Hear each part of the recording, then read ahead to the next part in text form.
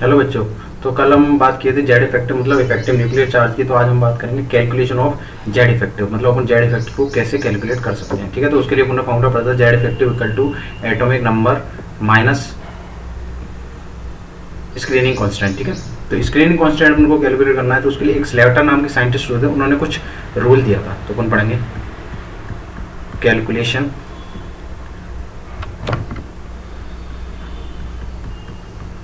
Of Z effective. ठीक है, तो स्लेटर ने अपना एक रूल दिया था, उसके अकॉर्डिंग अपन इसको निकालेंगे स्लेटर्स रूल। तो इन्होंने दो केस बनाए थे इसके, केस वन, केस वन जिसमें अपन पढ़ेंगे सर इन्होंने क्या बोला था। अच्छा, एक में चीज है, स्लेटर ने ये चीज दिया था कि 1s ऑर्बिटल को अलग से लिखना, 2s 2p को अलग लिखना है, 3p सॉरी 3p पहले नहीं आएगा, 3s आएगा, 3s 3p एंड 3d इनको एक साथ लिखना है। Then after that 4s 4p 4d 4f and so on, इनको आपको एक साथ लिखना है। ठीक है, तो ऐसे लिखना है। अच्छा, इसमें एक चीज़ और ऐड है, मैंने थोड़ा सा गलती किया है कि इसमें डी और एफ को भी अलग से किया जाता है, डी और एफ को भी अलग लिखा जाता है। ठीक है, डी और एफ को भी अलग लिखा जाता है। जैसे 3d का 3d थर्ड सेल का डी ऑर्बिटल अलग लिखा जाएगा, वैसे ही एफ और बी को भी लिखा जाता है। ठीक है, जैसे 4d 4f इनको अलग लिखा जाएगा। ठीक है, दोनों इंडिविजुअल को अलग। चलिए, तो पहला रूल क्या था, इफ इलेक्ट्रॉन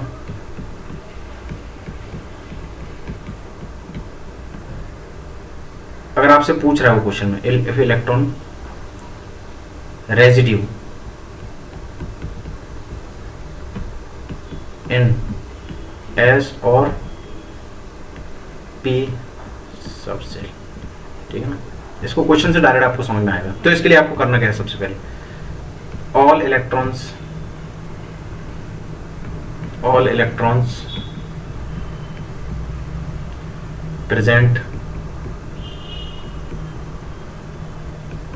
in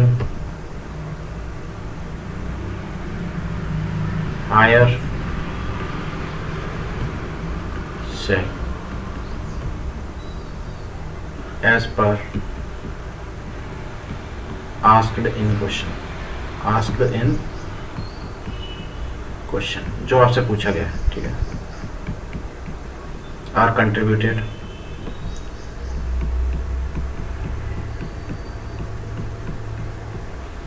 जीरो को कौन डायरेक्ट जीरो ही लिख देते हैं, 0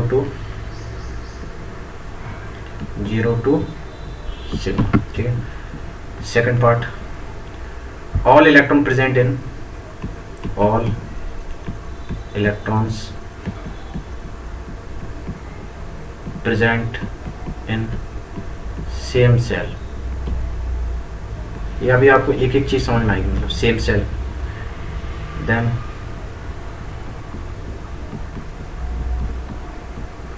कंट्रीब्यूशन कितना होगा इसका, 0.35 to sigma. Sigma 0.35 to sigma क्या होगा, मतलब 0.35% ऑफ वो रिपल्सन दिखाएगा, कितने तक, सिग्मा तक, जितने पर सिग्मा वैल्यू आएगा। ठीक है, third point, all electrons present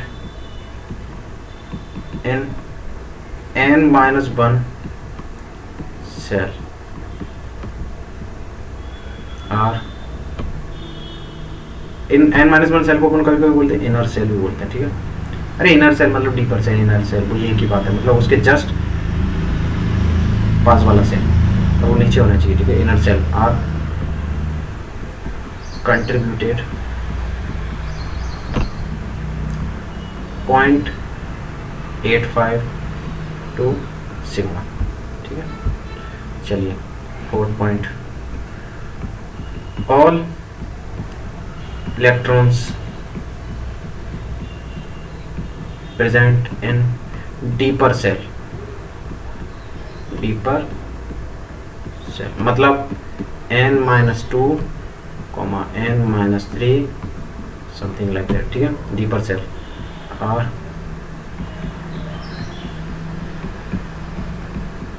contributed 1 to sigma, ठीक है। अब इसको एक एग्जांपल से अपन डायरेक्टली समझते हैं। फॉर एग्जांपल अगर मैंने लिए थे लिथियम थ्री होता है इसका atomic number, electronic configuration 1s2 2p1। अब देखिए इसका एटॉमिक स्ट्रक्चर कैसा बनेगा, ये आएगा अपना positive first shell, then after that second shell. थोड़ा अच्छा नहीं बना, चलो इसको अच्छा बनाने की कोशिश करते हैं, चलिए नेक्स्ट में बनाएंगे, ठीक है। अच्छा चलिए इसमें अगर मैं तुमसे बात करूं, इसमें कितने इलेक्ट्रॉन है सर 2, फर्स्ट सेल में कितने हैं 2, सेकंड में कितने हैं सर 1। अब मेरे को एक चीज बताओ, सिग्मा क्या होता है, decreasing force of attraction between nucleus and inner electrons के कारण कितना डिक्रीमेंट हो रहा है। तो इनर इलेक्ट्रॉन के कारण जो ये फोर्स लग रहा है, ठीक है ना, वही जो ये फोर्स लग रहा है, मैंने तुमसे पूछा कि लास्ट इलेक्ट्रॉन पे कितना वैल्यू ऑफ सिग्मा होगा, मतलब कितना रिपल्सन लग रहा होगा। तो आप इस पे स्टडी कर रहे हो, तो इस पे लगा कौन रहा है फोर्स, ये वाला और ये वाला। तो बताइए इस इलेक्ट्रॉन के अलावा सेकंड सेल में कितने इलेक्ट्रॉन है, एक, तो इसको अपन nth सेल बोलेंगे, क्या बोलेंगे nth सेल, इसको क्या बोलेंगे n-1 सेल, n-1, ठीक है। अब बताइए nth सेल में कितने इलेक्ट्रॉन है, एक है, कितने इसमें 2 इनर सेल में, ठीक है। तो सिग्मा निकालने के लिए अपन को पता है सर इससे हायर सेल तो है नहीं कोई, पूछा भी नहीं है क्वेश्चन में। तो सेम सेल में कितने इलेक्ट्रॉन है, एक, उसी को हम स्टडी कर रहे हैं, तो वो हम बचे कितने इलेक्ट्रॉन 0, ठीक है। क्योंकि 0 के लिए उस इलेक्ट्रॉन को हटाना पड़ेगा ना, क्योंकि उसी पर अपन स्टडी कर रहे हैं। और 2 इंटू इनर सेल का कितना होता है, सेम सेल का तो 0.35 था, इनर सेल का 0.85, तो इसका कितना आएगा 1.7, ठीक है। 1.7 वैल्यू आया, वैसे ही अपन फिर क्या निकालेंगे जेड इफेक्टिव। अब इसके बाद अपन क्या निकाल लेंगे जेड इफेक्टिव, जेड इफेक्टिव। तो आप जेड इफेक्टिव कितना निकाल, जेड माइनस सिग्मा, तो बताओ इसका जेड कितना होगा, आप बोलोगे सर 3 माइनस 1.7 कितना आएगा 1.3, मतलब इसका इफेक्टिव न्यूक्लियर चार्ज कितना होगा 1.3, ठीक है। चलिए नेक्स्ट ऊपर देखते हैं, अगर कोई दूसरा इलेक्ट्रॉन हो, ये तो देखो इसको मैंने यही वाला फॉर्मूला क्यों लगाया इसमें, क्योंकि लास्ट इलेक्ट्रॉन पी ऑर्बिटल में जा रहा था, ठीक है। अगर मैंने बात करी फॉर एग्जांपल, अगर मैंने बात करी फ्लोरीन की, क्या बात करी फ्लोरीन की, चलिए अपन एक काम करते हैं, सभी का निकाल ही लिए थे, लिथियम का तो मैंने निकाल ही लिया,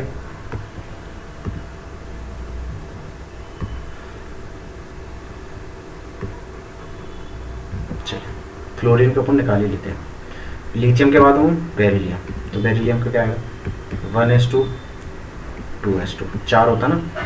चलिए इसका ये है nth सेल, ये क्या है n, ये क्या है अपना n-1, ठीक है। तो बताइए इसका सिग्मा क्या है, तो आप सिग्मा बोलोगे सर n सेल में है 2 इलेक्ट्रॉन, एक पे अपन स्टडी कर रहे हैं, तो बचा 1 इलेक्ट्रॉन 0.35 सेम सेल में, ठीक है ना, प्लस 2 इंटू 0.85, ठीक है। सिग्मा कितना आएगा सर 1.7 प्लस ये कितना आएगा 0.35, जोड़ने पे कितना आएगा 2.05। तो सर जेड इफेक्टिव कितना आएगा, तो जेड इफेक्टिव आएगा, इसमें से आप घटा दोगे तो कितना आएगा सर 4 माइनस 2.05 में से घटा दिए तो कितना आएगा 1.95, जे इसका जेड इफेक्टिव का वैल्यू है। वैसे अपन कार्बन का निकालेंगे, किसका कार्बन का, तो कार्बन का कितना होता है 6 होता है एटॉमिक नंबर। बेरिलियम मैंने छोड़ दिया 1s2 2s2 2p2, ठीक है। चलिए ये कौन सा सेल हो गया अपना, ये है अपना n सेल, ये कौन सा है अपना n-1, ठीक है। तो बताइए अब इसका सिग्मा निकालना मेरे को, तो n सेल में कितने इलेक्ट्रॉन, तो आप बोलोगे सर 4, n-1 में कितने हैं 2, 4 हैं तो बच्चे कितने 3, क्योंकि एक पे तो अपन स्टडी ही कर रहे हैं।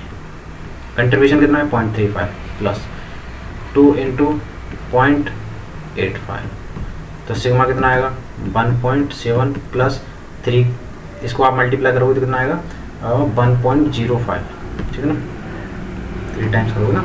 चलिए तो इसका निकालिए आप कितना आ रहा है 75 आएगा लास्ट में और 2 पॉइंट समथिंग आएगा, ठीक है।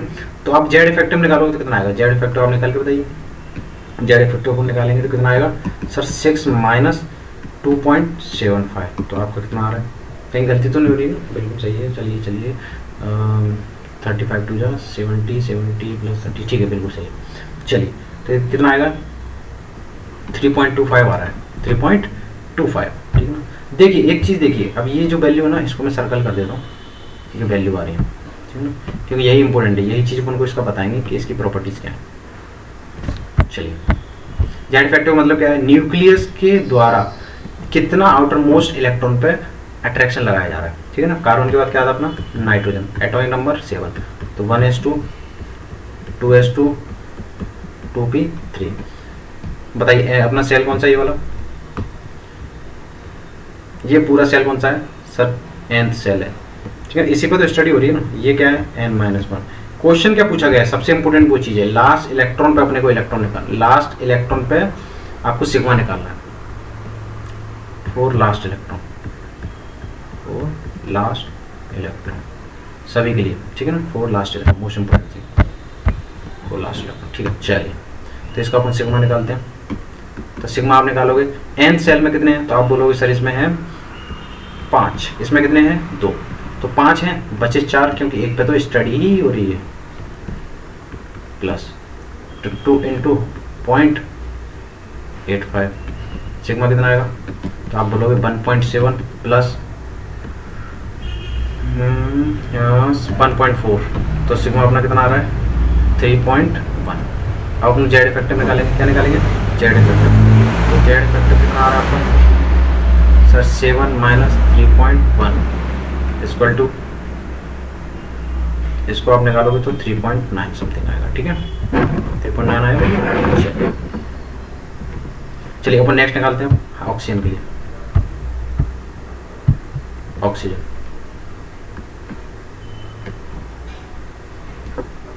ऑक्सीजन 8 होता है, इसका electronic configuration 1s2 2s2 2p4।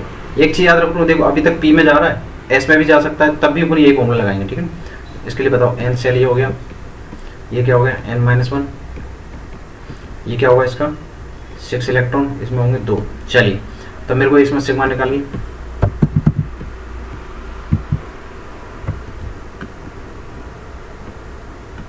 चलिए अपन इसमें क्या निकालते हैं सिग्मा, तो आपका इसमें सिग्मा कितना आएगा, तो आप देख पाओगे सिग्मा आप निकालोगे तो बचे 5 इलेक्ट्रॉन, क्योंकि एक पर तो अपनी स्टडी ही हो रही है, और इसकी वैल्यू कितनी आएगी, उसका कंट्रीब्यूशन 0.35, और ये कितना आएगा 0.85 प्लस, तो अपना सिग्मा यहाँ से कितना आएगा, तो आप बोलोगे सर 1.7 प्लस 0.35 बोले तो 1.75, ठीक है ना, ठीक है 1.4 में 0.35, ठीक है।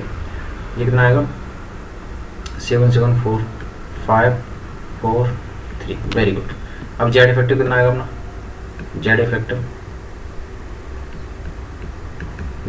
अब जेड इफेक्टिव निकालोगे तो 8 में से घटाओगे 3.45, तो कितना आ रहा है, तो आप बोलोगे सर 4.55, ठीक है।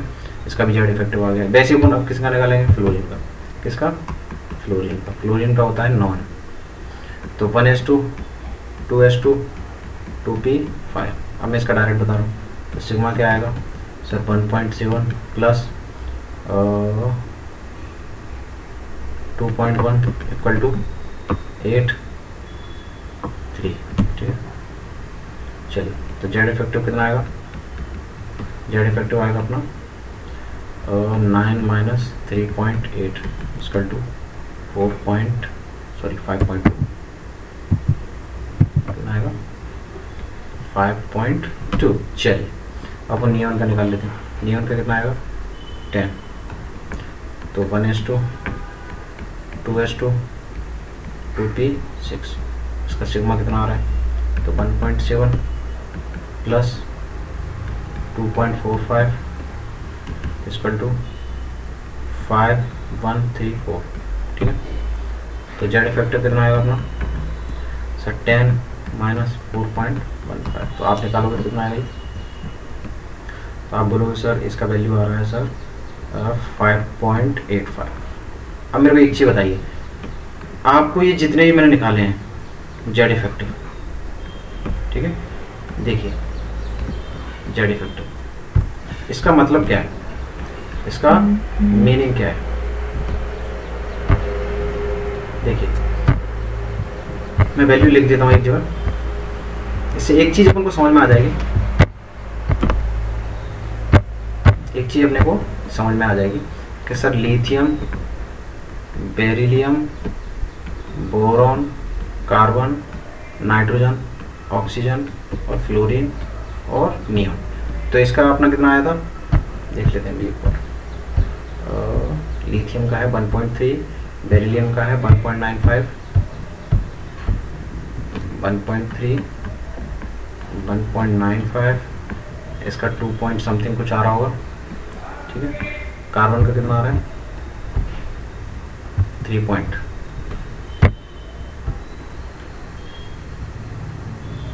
टू पॉइंट 8 समथिंग आएगा, इसका आएगा 3.25 और इसका है 3.9, 3.25 और 3.9। चलिए एक और मैं लिख ही लेता हूँ इनको, ठीक है। ये अभी जो मैंने राइट डाउन किया ये सभी क्या है वैल्यूज अपनी जेड इफेक्टिव की वैल्यू। और जेड इफेक्टिव दिखाता क्या है sir, attraction toward the nucleus, मतलब ये वैल्यू जो क्या है ये बढ़ती जा रही है। क्या हो रही है, जेड इफेक्टिव की वैल्यू आप ध्यान से देखो ये बढ़ रही है, ठीक है। पीरियड वाइज, कौन से wise, Z effective increases period wise, समझ में आएगा। मतलब पीरियड वाइज की जेड इफेक्टिव की वैल्यू बढ़ रही है। इसका मतलब क्या है सर, जो न्यूक्लियस होगा लिथियम का वो आउटर मोस्ट सेल से उतना अच्छा अट्रैक्शन नहीं दिखाएगा जितना फ्लोरीन या नियोन पे दिखाएगा। बात समझ में आएगी, फ्लोरीन या नियोन पे दिखाएगा। और नियोन का इसलिए स्टेबल रहता है क्योंकि अट्रैक्शन बहुत अच्छा रहता है उसका, ऑक्टेट पूरा रहता है तो स्टेबल कंडीशन में रहता है। और फ्लोरीन में क्या केस है, फ्लोरीन नेगेटिव चार्ज इसलिए गेन करता है या एक इलेक्ट्रॉन इसलिए करता है क्योंकि न्यूक्लियस बहुत ज़्यादा डोमिनेट करता है, या फिर जेड इफेक्टिव की वैल्यू बहुत ज़्यादा है। मतलब वो इफेक्टिव न्यूक्लियर चार्ज जो लास्ट इलेक्ट्रॉन लगा रहे हैं, जो लास्ट जितने भी इलेक्ट्रॉन है उस सेल में, लास्ट सेल में जितना उस पर पावर लगा रहा है उसका मतलब ये है कि वो और इलेक्ट्रॉन लेने की कैपेसिटी रख सकता है, इतना उसका न्यूक्लियस कैपेबल है। समझ में आएगी। अगर वो इतना अट्रैक्शन फोर्स लगा रहा है तो ये मेरे को ये चीज़ बताओ, क्या उसका स्ट्रक्चर जो एटॉमिक स्ट्रक्चर होगा वो थोड़ा सा श्रिंक नहीं हो जाएगा एज कम्पेयर टू लिथियम, क्योंकि लिथियम तो इतना फोर्स नहीं लगा पा रहा है। तो इससे अपन एक चीज़ बता सकते हैं सर, अगर जेड इफेक्टिव बढ़ेगा तो इसका मतलब क्या है, एटॉमिक रेडियस लिथियम की ज़्यादा होगी, एटॉमिक रेडियस लिथियम की ज़्यादा होगी एज कम्पेयर टू फ्लोरीन। मतलब सर एटॉमिक रेडियस इससे इस तरफ बढ़ेगी। अब मैं ग्रुप वाइज, मैंने पीरियड वाइज देख लिया, अब मैं ग्रुप वाइज देख लेता हूँ, ठीक है। ग्रुप वाइज कैसे, मैंने बेरिलियम लिया था, मैग्नीशियम ले लूँ, कैल्शियम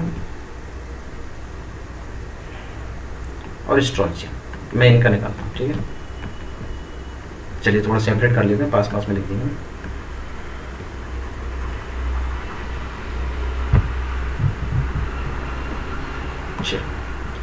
मैग्नीशियम, एल्यूमिनियम, स्ट्रोंशियम। चल 1s2 2s2, सॉरी इसका तो मैंने निकाल लिया था ना बेरिलियम का। तो बेरिलियम का कितना आया था अपना जेड इफेक्टिव, जेड इफेक्टिव कितना आया 1.9, इसका अपने को पता है, ठीक है। तब मैग्नीशियम का देखते हैं अपन। मैग्नीशियम का रहता है 12, तो 1s2 2s2 2p6 3s2, ठीक है। इसका अपना जेड इफेक्टिव क्या आएगा, चलिए पहले सिग्मा निकालना पड़ेगा ना।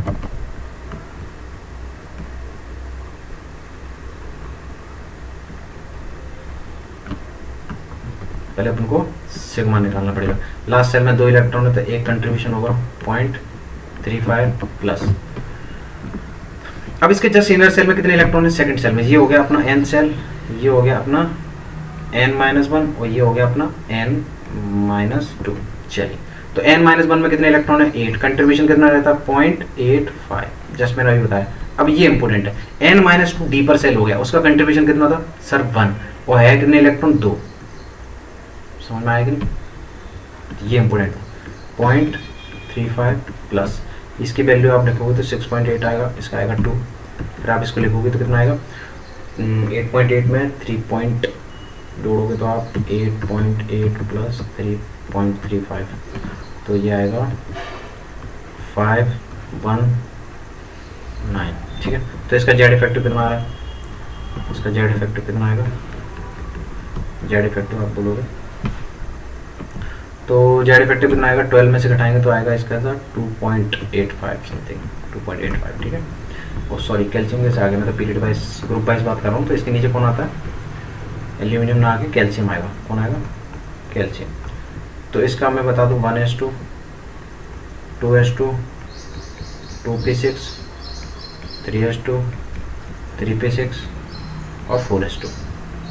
बताइए ये कौन सा सेल है? n। ये कौन सा सेल है? n-1। ये कौन सा सेल है? n-2। ये कौन सा सेल है? n-3।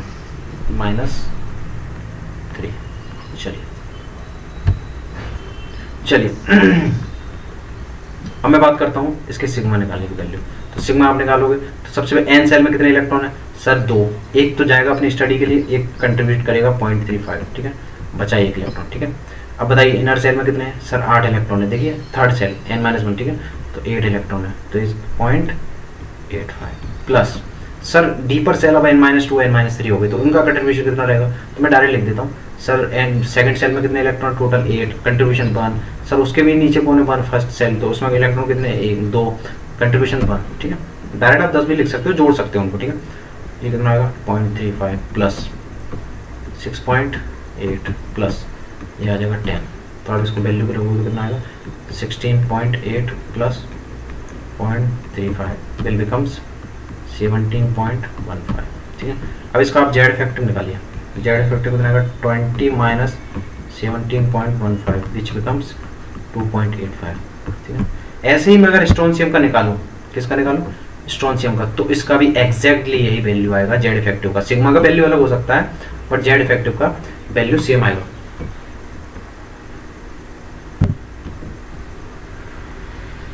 अगर मैं स्ट्रोंशियम की बात करूं तो 20, ये होता है 38, ठीक है। चलिए तो जेड इफेक्टिव वैल्यू कितना होगा इसमें? इसका भी जेड इफेक्टिव मैं डायरेक्ट लिख देता हूँ, आप निकालना चाहो तो निकाल सकते हो, मैंने आपको बता दिया मेथड। 2.85। सर ये 2.85 दिखा क्या रहा है? ये 2.85 एक चीज़ दिखा रहा है कि इन सभी का न्यूक्लियस का, इन सभी में किस किस में सर? मैग्नीशियम, बेरिलियम का अलग था, ठीक है, मैग्नीशियम, कैल्शियम, स्ट्रोंशियम और बेरियम, इन सभी का जो जेड इफेक्टिव है सेम है। जेड इफेक्टिव सभी का क्या है? सेम। क्यों सर जेड इफेक्टिव सेम क्यों है? क्योंकि उनका लास्ट इलेक्ट्रॉन बैलेंस सेल में सर 2 इलेक्ट्रॉन जा रहे हैं हर एक के में, तो इसलिए सेम आ रहा है। वो सेम दिखा क्या रहा है? वो सेम ये दिखा रहा है कि उनके आउटर मोस्ट सेल के लास्ट इलेक्ट्रॉन पे कितना न्यूक्लियस अट्रैक्शन फोर्स लगा रहा है। तो इससे अपन एक चीज बता सकते हैं कि इसमें सर ये मेटल होंगे और लूज इसीलिए करेंगे सर, और 2 इसलिए करेंगे क्योंकि इनका सभी का एक बराबर है, तो 2 बैलेंसी तो होगी, मतलब इनमें 2 बैलेंसी तो कॉमन होगी सभी में, ठीक है। कैल्शियम की 2 होगी, मैग्नीशियम की 2 होगी, बेरियम की 2 होगी, स्ट्रोंशियम की भी 2 होगी। मतलब ये चीज दिखा रहा, समझ में आएगी नहीं? मतलब क्या मैं इससे साइज बता सकता हूँ कि नहीं? साइज में इससे नहीं बता सकता किसी भी एटॉमिक रेडियस का। साइज में और किसी मेथड से बताऊंगा, यस नंबर ऑफ सेल की वजह से बताएंगे, तो वो चीज़ अपन आगे डिस्कस करेंगे। अभी चलिए मैं दूसरा निकालते हैं। चलिए अब अपन जाएंगे डी और एफ का। अच्छा ये क्वेश्चन और कर लेते हैं, मैंने क्वेश्चन करा देता हूँ। Find Z effective of 9th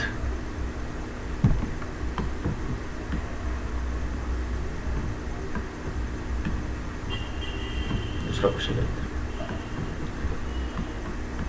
11th 9th ही ले लेते हैं, चलो।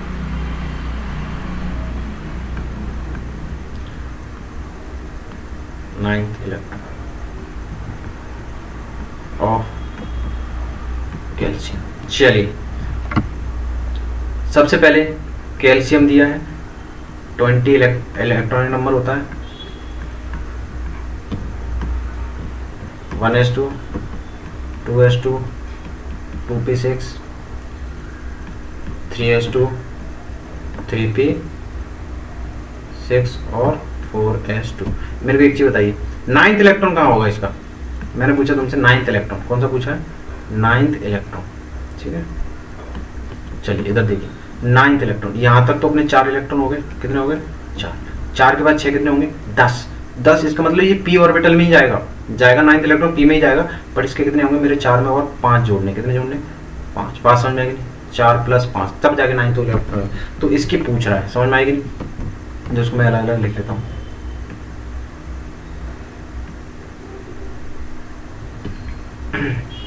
अब मेरे को चाहिए, उसने 9th इलेक्ट्रॉन बोला है, बस मेरे को बताओ 9th इलेक्ट्रॉन जा कौन सी सेल में रहा है, सेकंड में, तो यही अपना क्या हो जाएगा बेटा, अब nth सेल हो जाएगा, क्या हो जाएगा, nth सेल, और ये अपना क्या हो जाएगा, n-1 सेल। रीजन समझ में आया? जिस पर उनको स्टडी करनी है, जो क्वेश्चन में पूछना चाह रहा था, ठीक है। इसमें पूछ रहे हैं इसमें है कितने इलेक्ट्रॉन, सर 8, इसमें कितने इलेक्ट्रॉन है, सर इसमें बोलोगे 2, ठीक है। चलिए अब मेरे को एक चीज़ बताइए, अगर मैंने तुमसे ये पूछा कि इसका सिग्मा निकालिए, तो ये बताओ, इसमें 2 इलेक्ट्रॉन है, इनका कंट्रीब्यूशन इनर सेल है ना 0.85, प्लस इसमें कितने इलेक्ट्रॉन बचे, अगर वो ये एक इलेक्ट्रॉन तो 7.35, सॉरी 0.35, तो इसकी वैल्यू कितनी आएगी सर, 1.7 प्लस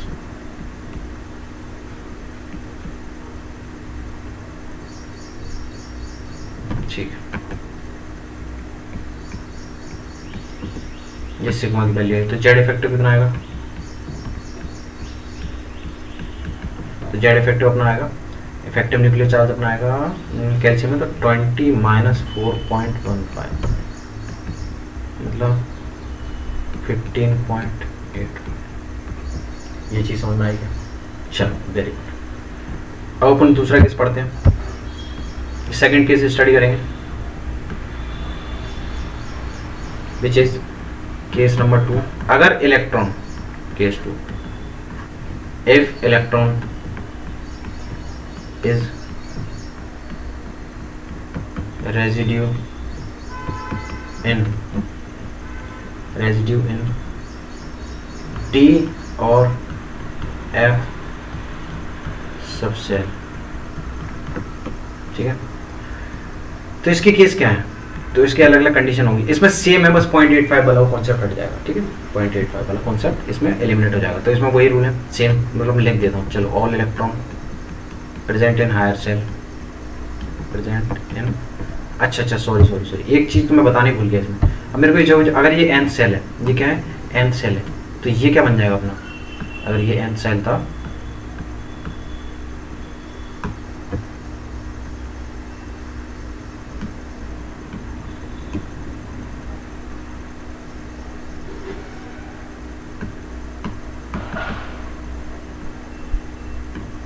अगर ये nth सेल है तो ये क्या बनेगा, n+1, ये क्या बनेगा, n+2, ये हायर सेल हो गए कि नहीं, ये क्या हुए अपने हायर सेल, ये क्या हो गया अपने हायर सेल। अब मेरे को बताइए हायर सेल के लिए अपने कंट्रीब्यूशन कितनी लगा, इसमें 8 इलेक्ट्रॉन है, इसमें 2, तो बताइए 8 इंटू 0 प्लस 2 इंटू 0, इसका मतलब क्या है, इनका कंट्रीब्यूशन 0 रहा है। बात समझ में आएगी नहीं, ये तो आउटर सेल है ना, आउटर सेल तो रोटेट करेंगे पर उतना नहीं माना जाएगा उनका, ठीक है।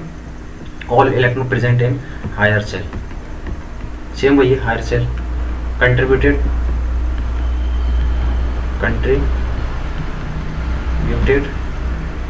0 to sigma. Second point, all electron present in same cell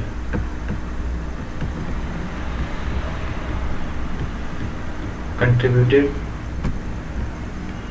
0.35 to sigma. 3, all electron present in inner or deeper cell contributed 1 to sigma, ठीक है। 1 to सिग्मा का मतलब क्या है, बस समझे कि नहीं, या तो 1 से हो सकता है जितना वो रिपल्सन क्रिएट करेगा सिग्मा की वैल्यू, ठीक है। इसकी तो स्क्रीनिंग कांस्टेंट है, हर एक के लिए अलग अलग हो सकती है, ठीक है। चलिए तो ये चीज अपन को समझ, इसमें एक चीज पार्ट स्किप हो गई बस डी और एफ में कि सर वो 0.85 वाला कॉन्सेप्ट हट चुका है, ठीक है ना। तो अब मैं एक इलेक्ट्रॉन लेता हूँ, कोई एक क्वेश्चन ले लेते हैं अपन। Question, find Z effective for Fe 24th electron, ठीक है। वो बाकी सब में क्या निकाले थे, लास्ट इलेक्ट्रॉन निकाल लेते, पर अब यहाँ पर सॉल्यूशन देखते हैं क्या है। सबसे पहले तो आयरन 26, तो क्या होता है, मैंगनीज होता है।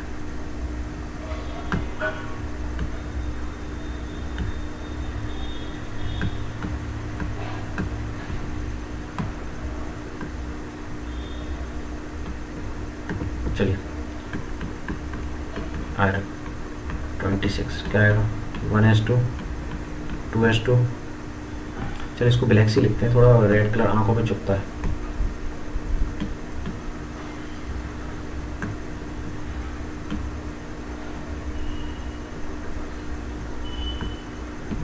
Fe 26 लिखिए इसका 1s2 2s2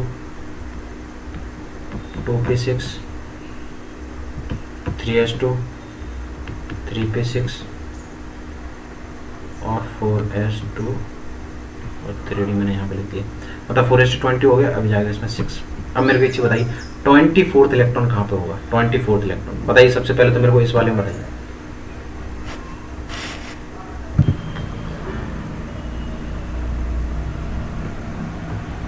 चलिए मेरे को ये चीज़ बताइए 24th कौन से में होगा? सबसे पहले तो हम देख लेते हैं। ये होगा सर 2 इलेक्ट्रॉन, ये हुए सर 8 इलेक्ट्रॉन, ये हो गए अपने टोटल कितने 8 + 6 और ये कितना हो गया 2। ठीक है, तो बताइए टोटल इलेक्ट्रॉन यहाँ से यहाँ तक कितने हो गए 3p तक कितने हो गए 18। 18 के बाद 6 जैसे जुड़े हो गए 24, मतलब 24th किस में जा रहा है? डी में जा रहा है। कौन सा जा रहा है? डी में। किस में? डी में। अब मेरे को एक चीज़ बताइए इसका आप लिखोगे कैसे? बहुत इंटरेस्टिंग टॉपिक है, मतलब ये बहुत इंटरेस्टिंग क्वेश्चन है ये डी वाला। तो सिग्मा मेरे को एक चीज़ बताइए क्या ये हायर सेल नहीं हो गया? क्या ये हायर सेल नहीं हो गया?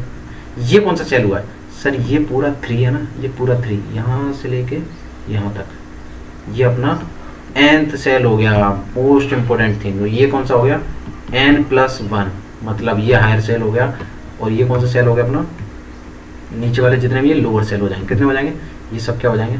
लोअर सेल, या n-1, ये n-2 हो जाएगा और ये n-1 हो जाएगा, मतलब ये लोअर सेल ही इनर सेल हो जाएंगे। क्या हो जाएंगे? Inner shell. बहुत इंपॉर्टेंट थिंग है। चलिए अब बताइए मेरे को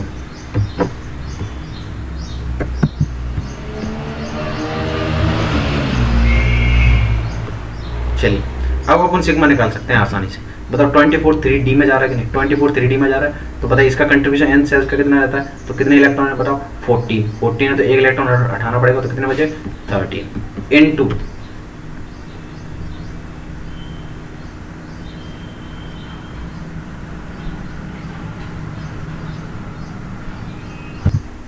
इनटू कितना आएगा ये? 0.35 सेम सेल का कंट्रीब्यूशन, प्लस इसके अलावा जितने भी उन सबका कंट्रीब्यूशन कितना है सर? 1।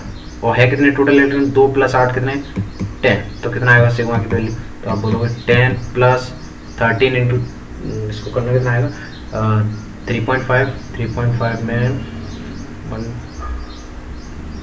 3.5 + 1.05 इक्वल टू जाएगा 14.55 समथिंग। ठीक है ना, 14.55। तो अपना सिग्मा 14.55 आ गया। तो जेड इफेक्टिव कैसे आएगा अपना?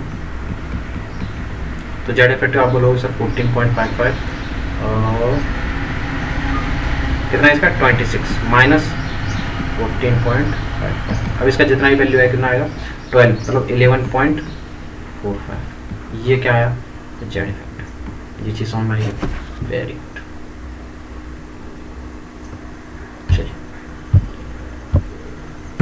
चलिए एक क्वेश्चन और देख लेते हैं इससे रिलेवेंट।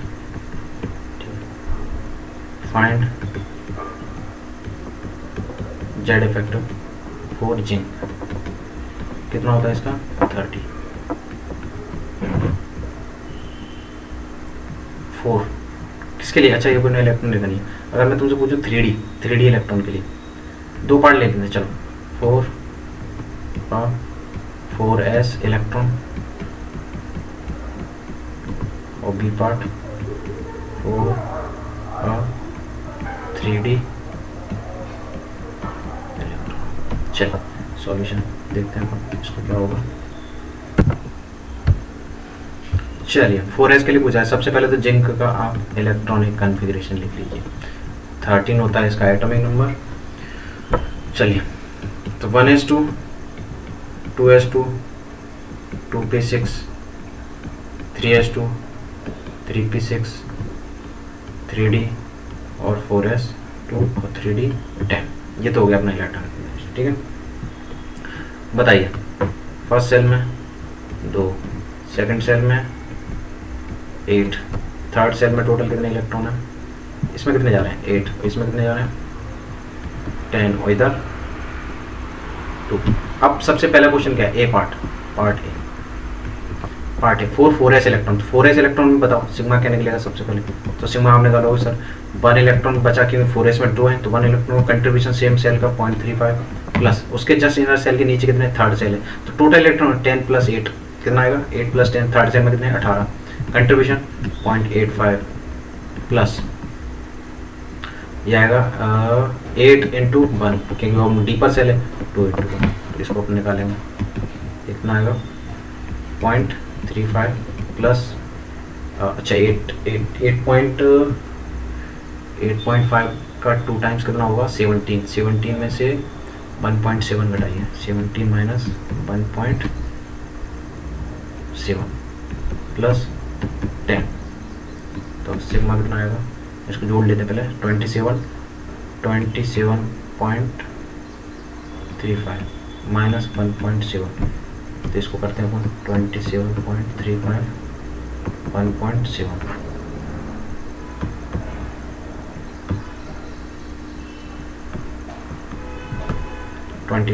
सिग्मा कितना आ रहा है 25.65, ठीक।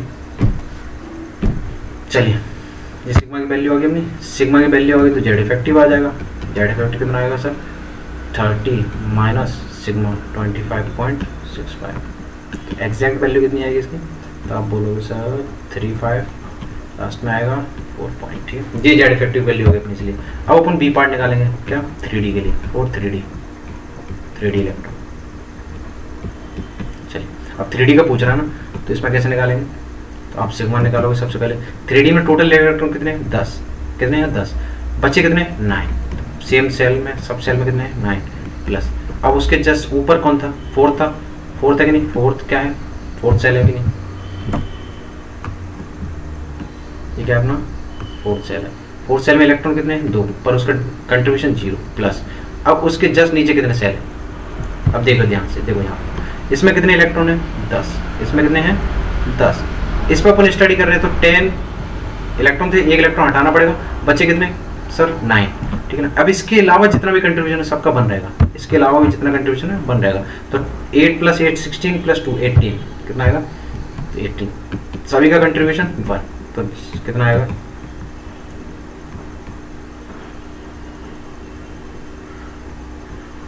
3.1 प्लस इक्वल टू 21.5, तो जेड इफेक्टिव अपना कितना आएगा सर 30 माइनस 21.5, ये कितना आ रहा है अपना 8.85, ठीक है। चलिए ये अपना वैल्यू आ गया, तो आज अपने बहुत सारी चीज़ इसमें देखिए, तो समरी क्या है अपनी, समरी क्या है,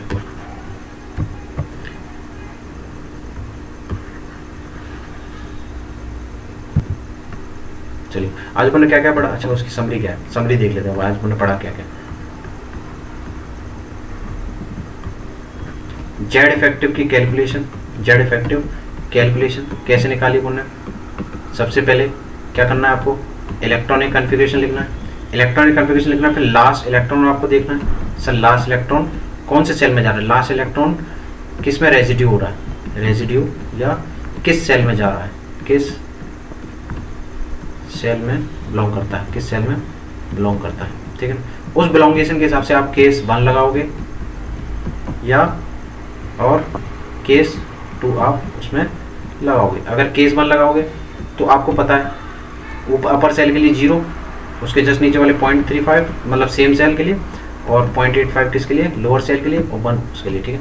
अगर ये वाला लगाओगे तो अगर डी में जा रहा है तो जितने डी में इलेक्ट्रॉन है इसमें सॉरी सबसे हायर सेल के लिए 0, अगर डी में इलेक्ट्रॉन है तो उसके अलावा 9 × 0.35, ठीक है ना। एफ में जा रहा है तो 13 × 0.35 और बाकी सभी के लिए एक कंट्रीब्यूशन है जितना भी, ठीक है। चलिए तो आज अपन ने इतना पढ़ा, चलिए तो नेक्स्ट टाइम अपन पढ़ेंगे एटॉमिक रेडियस, क्या पढ़ेंगे एटॉमिक रेडियस, और अपन इसके बाद 2-3 चीज़ें और देखेंगे, एटॉमिक रेडियस, वेरी गुड। चलिए एटॉमिक रेडियस पढ़ना है अपने को, ट्रेंड्स पढ़ते हैं, पीरियोडिक टेबल के कितने ट्रेंड होते हैं, एटॉमिक रेडियस पढ़ना है अपने को, ठीक है। आयोनिक रेडियस पढ़ना है, आयोनिक रेडियस, ठीक है। फिर इसके बाद उनको पढ़ना है ionisation energy, ionisation enthalpy energy, ठीक है।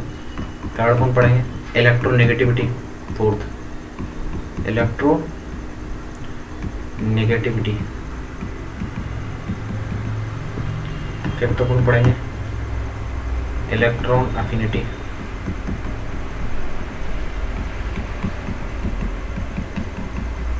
ठीक है।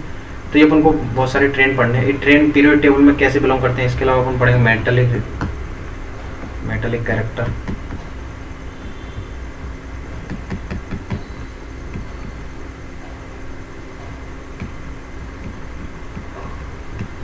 ठीक है ना, नॉन मेटलिक कैरेक्टर,